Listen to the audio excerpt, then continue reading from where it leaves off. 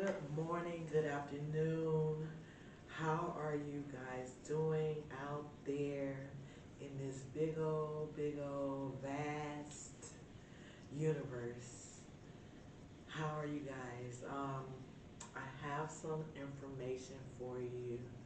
I'm going to take the time to express something that we all typically go through. It's a part of a human experience. It is a part of what we all must face at some point in our human experience here. Today's topic, I'm not going to prolong you long, but today's topic we will be speaking of suffering by way of impermanent happiness within the human experience. As we embark on this topic, I believe that we will, we all know what the number one desire that all human beings pursue the most constantly within every area of one's perfect yet impermanent reality of the world around and within them, and that will be happiness. See, we are always on the verge of the pursuit of happiness, and unfortunately, we always typically end up in some form of suffering while pursuing this happiness. So I'm going to base this topic around the structure of the pursuit of happiness and the suffering thereof. Okay? So what is happiness? If I must dissect or even decode what most, if not all human, perceive to be true happiness, one would say to be happy is to be satisfied, or to be happy is to experience fulfillment within one's life, or truly, or to truly have some aspect of happiness. One must definitely feel exalted, blissful, or even some form of freedom or euphoria. The more that I have studied religion, astronomy, philosophy, even physics, I come to the realization that the starting point of observation or enlightenment revolves around the ability of change, motion, and flow. The ability to not cling to circumstances, ideas, or things, rather good or bad, within our human experience, but having the ability to ride the waves and the rhythm of an impermanent reality. Okay, so as I focused on Taoism, Taoism is a form of religion. It is taught in the Eastern Hemisphere of the world. The teachings that they have around true happiness comes from living in accordance with the natural order of the universe. What is that order? Well, what I get from this teaching is that nothing in this universe is stagnant or stuck, yet always in a cosmic dance, which is motion, rhythm, movement, flow.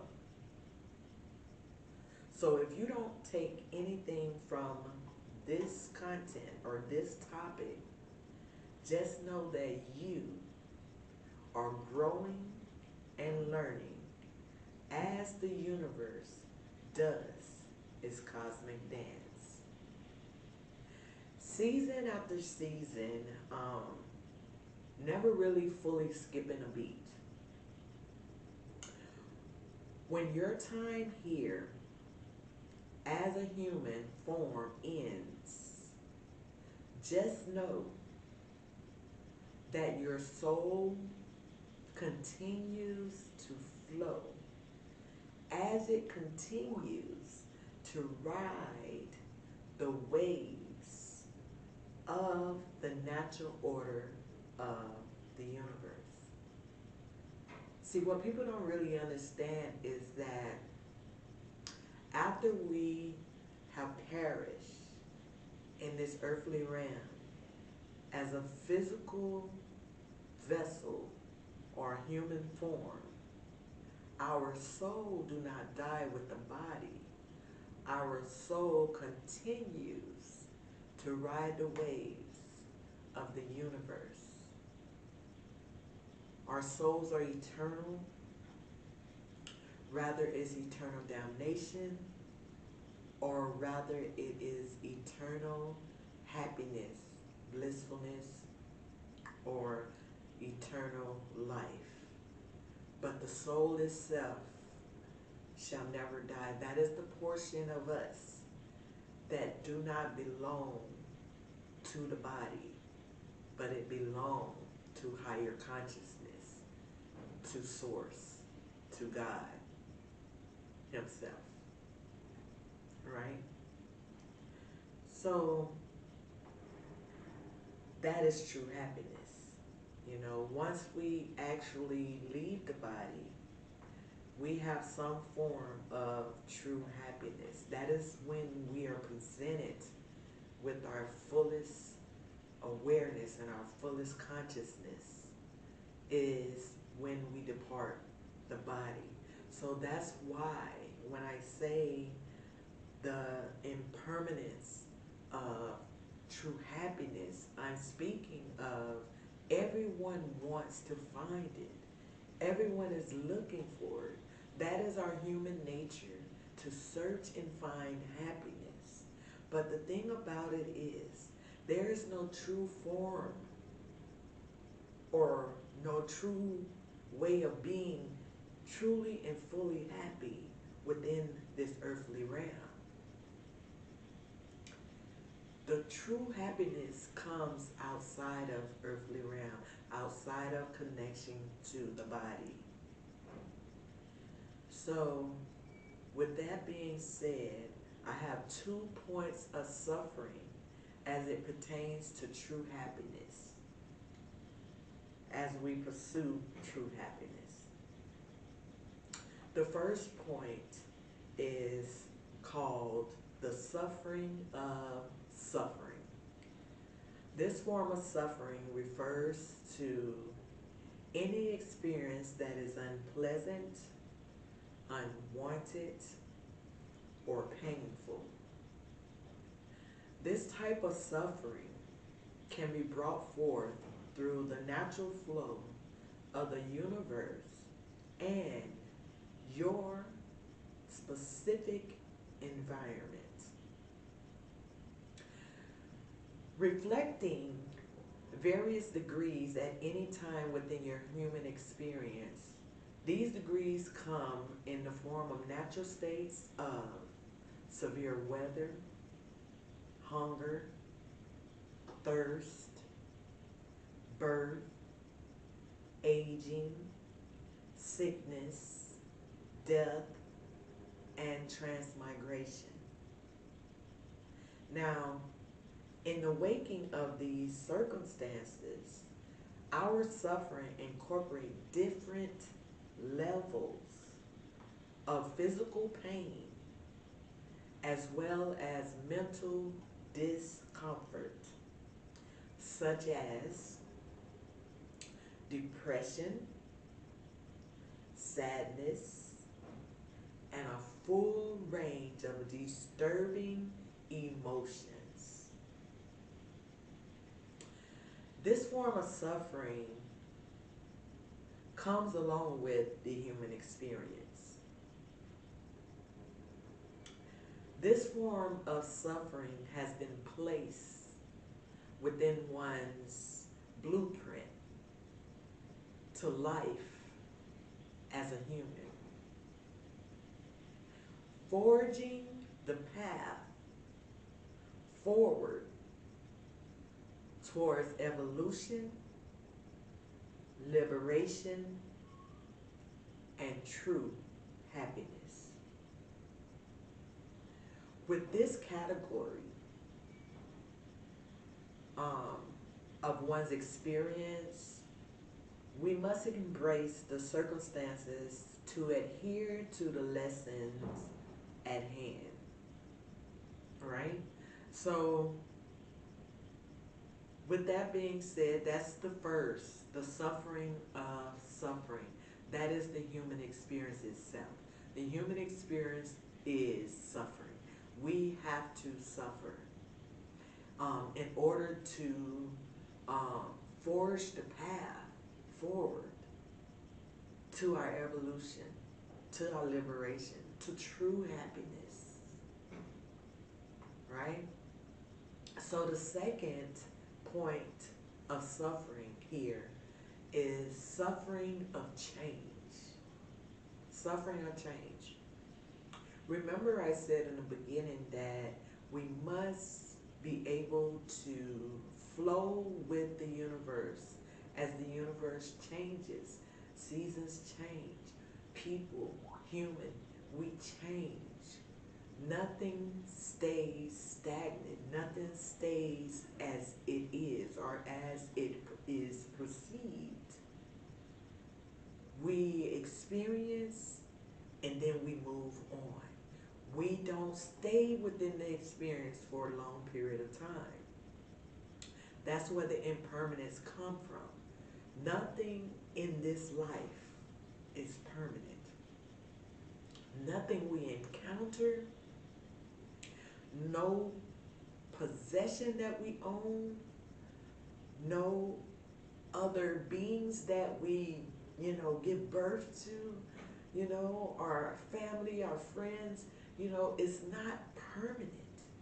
Because at some state, we will lose it. Rather, we lose them by a falling out of friendship, or rather, we lose them by them leaving this earthly realm, or you leaving this earthly realm in order to possess the true happiness that our soul perceives, or that our soul is pursuing, which is outside of the natural state or outside of this body. So suffering of change is defined by this pleasant but impermanent feel of happiness.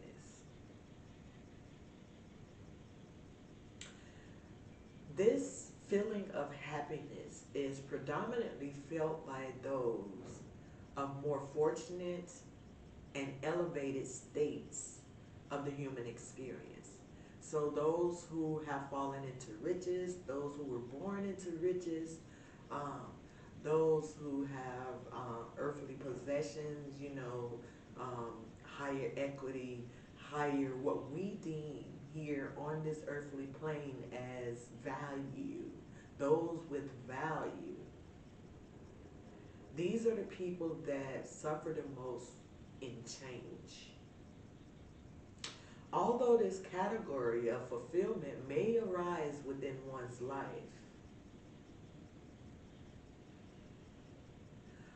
one must be able to continuously flow with the wave of universal change.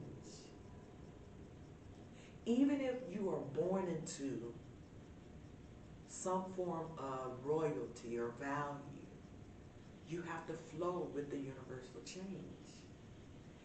Even if you, say for instance, receive some form of elevation in your job, a new position, and it comes with higher finances, now you're going from a lower state to a higher state. You must change with that, or you will still be operating in a lower state while receiving higher finances and not know how to manage it. That is what I mean about suffering of the change. Being born into riches and not knowing how to operate if you lose your riches. That's suffering in the change. You know, becoming a musician, something that your heart desired. This is fulfillment. This is happiness for you. But when you obtain it, you feel that true happiness because you have obtained this thing.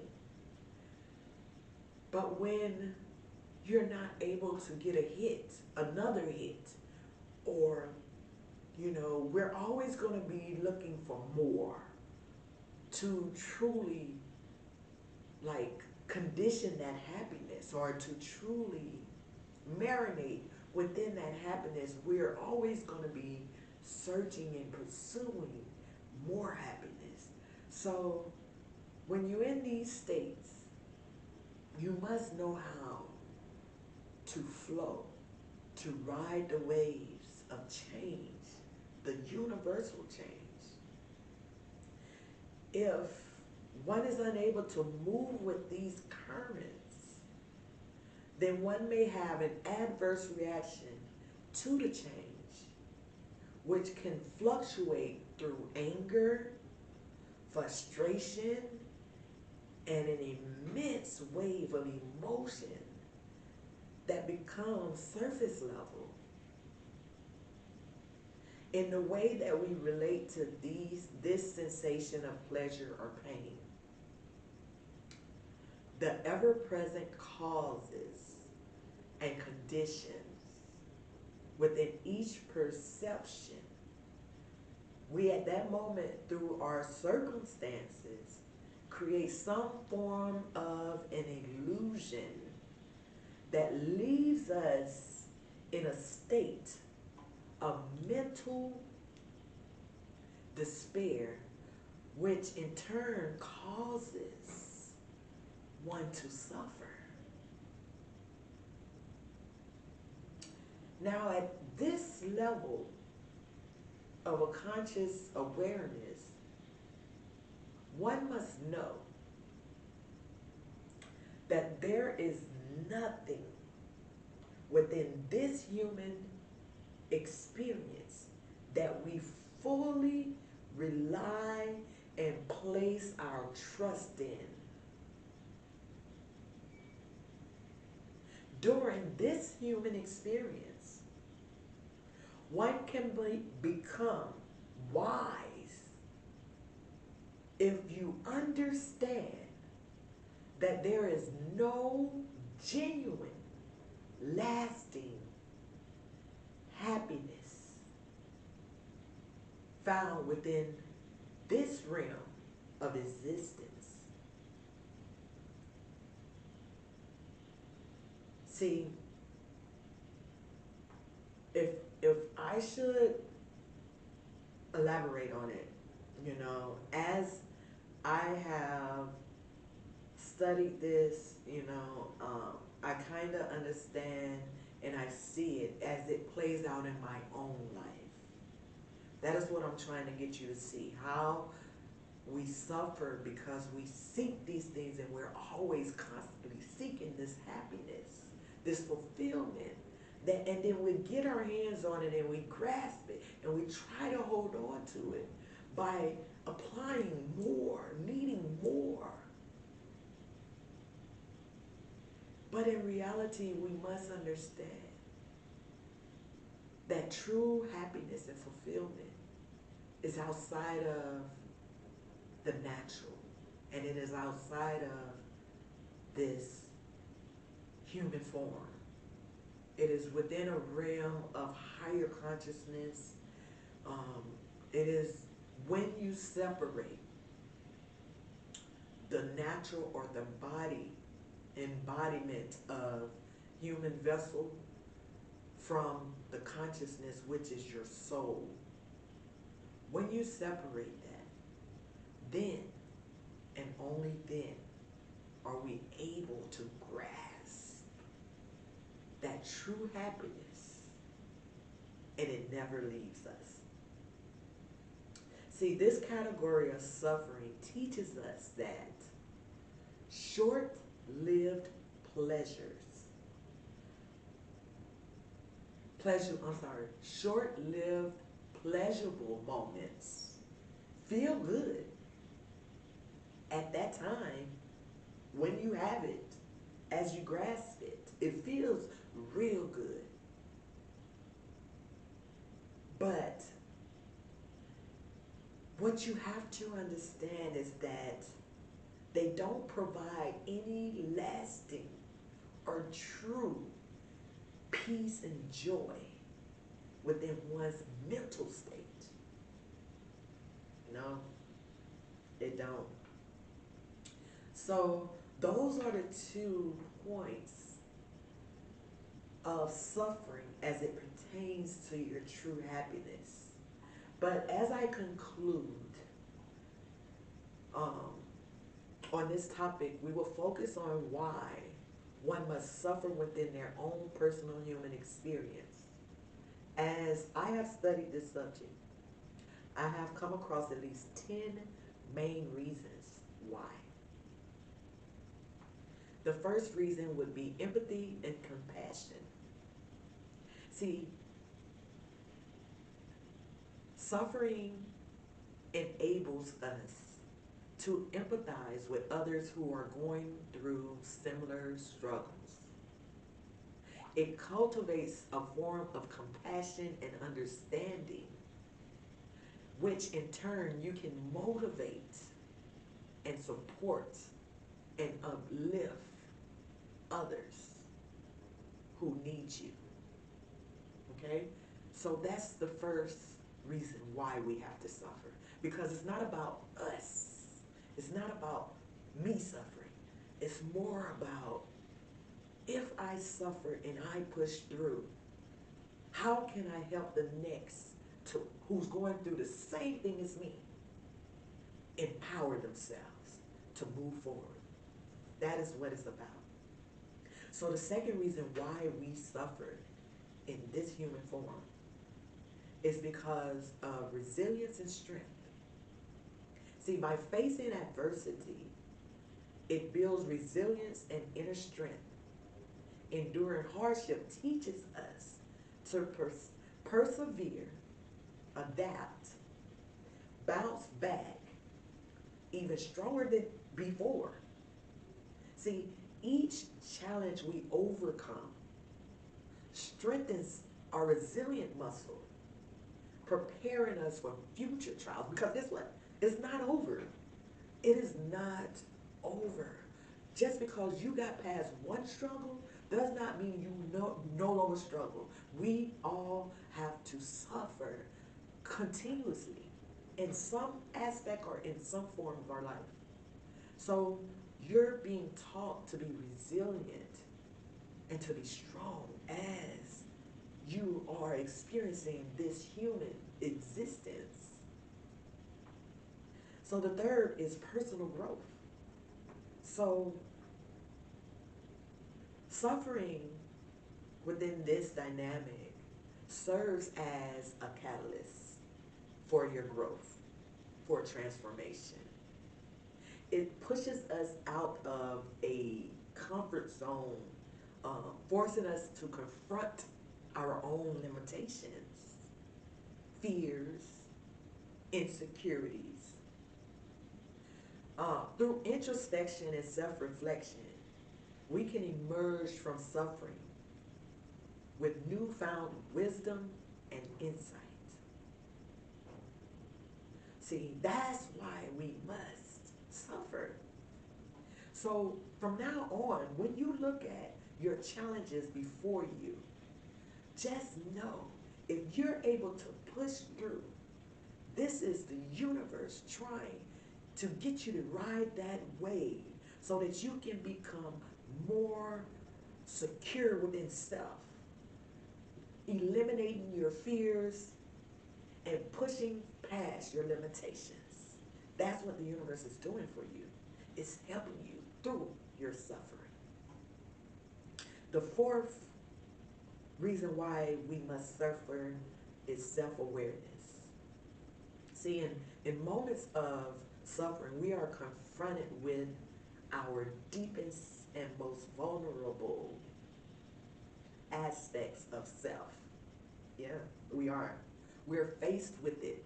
That means the universe, as it is changing and going around, and you're standing there, and what you think is fulfillment, and what you think is your highest potential, the universe is steady moving, and you're not moving with it at this point. But when it comes back around in front of you, now you are faced with some form of vulnerability because things just started heating up. Things, friction starts to happen because you missed a cycle. As the universe moves, you didn't flow with it. So now you missed the cycle. And it is time for you to be aware of where you stand within the universe. And what happens is the universe brings it forward into your foresight. And it gives you a better understanding of yourself, of your deepest desires, motivations, and values. And what it does is it gives you a greater clarity and a self-discovery of a higher or new aspect of oneself. So the reason why we suffer is so that we can become aware that we need to climb higher and move more and continue to strive to do better. So that's it. Self-awareness is one of the reasons why we suffer. Number 5 is relationship strength. If you are in a relationship and you guys are struggling together, or you find yourself in a relationship and that person is struggling and that person's struggling, when you come together and you share suffering, shared suffering has the power to deepen bonds and strengthen relationships. See, because what happens is you start to support each other through the difficult times. You know, you trust each other in those difficult aspects, you know, that of circumstances that you're going through. You gain a higher level of intimacy, which creates a form of solidarity and connection, right? So suffering can strengthen a relationship by causing some deeper aspect and some deeper intimacy between each other as you both work together to strengthen and stride and, you know, build that resilience together in order to liberate yourself past and continue to move and ride the waves, right? So the number 6 is gratitude and appreciation. See, experiencing suffering can lead to a greater appreciation for life's blessings. Yeah. It reminds us to cherish the moments. Moments of joy, love, and beauty amidst the challenges. Excuse me.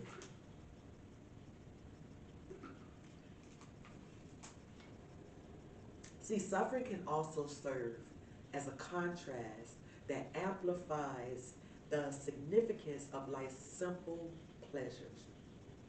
So, during this stage of suffering, as you are learning and as you are gaining more awareness, as you are becoming more open to higher consciousness within your human experience, you become more grateful. You start to cherish the little things. I mean, not always the big things or the possessions that you have. You start to cherish little aspects of life itself, of your human experience. So that suffering, going through this pain or this adjustment, not really pain, well, it can be painful, you know, it can be emotional, but you learn to appreciate in your suffering. All right? So 7, sorry. So seven, the seventh reason why we suffer is creativity and innovation. So adversity usually typically sparks some form of creativity and innovation as we search for solutions to overcome the challenge, right? Um, necessity. It becomes the mother of invention, driving us to think outside the box and explore new opportunities. Rather than being stuck in the box, um, stuck on happenstance, stuck on what coulda, woulda, and shoulda. Instead of that, go outside the box. Now, Sally has a business. Sally sells ice cream. Sally has all the toppings for the ice cream. But now Sally business has come to a standstill and finances are dropping. So now Sally has to go outside the box. What does Sally do? Sally decides, hey, I'm going to start selling pastries as well with my ice cream. So now Sally has went outside the box and not only focused on ice cream, Sally decided to focus on all forms of desserts, pastries, and other endeavors. Now Sally, business has started to bloom again. That is creativeness. That is innovation. That is thinking outside the box. I cannot stay stuck. I must move with the change. All right. Number eight, spiritual growth. Number eight is spiritual growth. Suffering often prompts essential questions about the meaning and purpose of life. It can lead to a profound spiritual insight and a deeper connection to something greater than ourselves. And through suffering, many embark on a journey of spiritual growth and enlightenment. This is true. It happened to me and it may have happened to you. We went through some form of suffering where we thought and could not see outside the box. We couldn't see a way out. We were so stuck and so bound and so pinned up against the wall. We were on the cross, just like Jesus, trying to figure out, Lord, how am I going to get past this? And what happens?